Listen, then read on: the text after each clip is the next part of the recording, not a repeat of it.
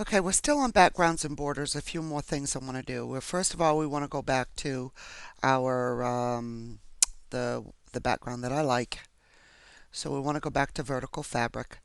We're going to remove the custom background. You know how to do that now. And we talked about repeat, but we didn't talk about the blog border color. Currently, it's black, and you can barely see it, but it is black.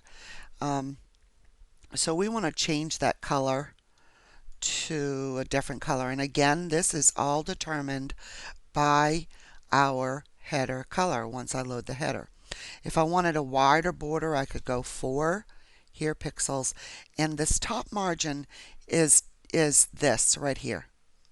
This is the top margin. That's what Ryan's talking about there. So once we save this, I did want to go finish going through.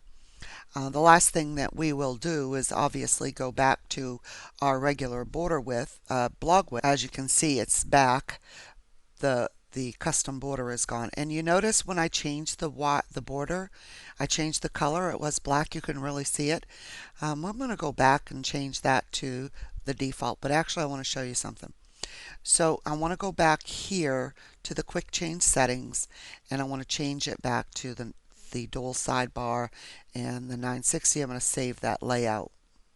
And as you can see, our blog is wide again. All right, we finished up to the blog background and borders. All right, let's just say that you have fooled around with this and fooled around with this, and I don't recommend doing this if you have finished all of your settings. Okay, I was going to talk about this later, but now's a good time. Ryan has added a feature called import and reset. Okay, if I wanted to reset everything back to the original install of the theme, I can click the reset button. I'm going to go ahead and do it because I don't want you doing it after you've done all of your changes.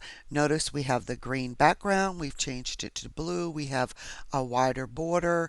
We haven't messed with the feature top part yet, but or the feature bottom, but everything, we've made a bunch of changes, but I want to show you what it does so that you only do this if you absolutely feel like you have to. And I feel like I need to talk about this. So I am going to go ahead and click reset the theme.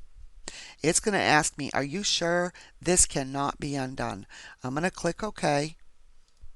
I get my message that says my Flexibility3 settings have been reset. And when I go back to the blog, you can see it's back like it looked in our first video. So I wanted to talk about that. We finished backgrounds and borders. We talked about reset. We're going to talk about the overall blog, overall fonts and colors next.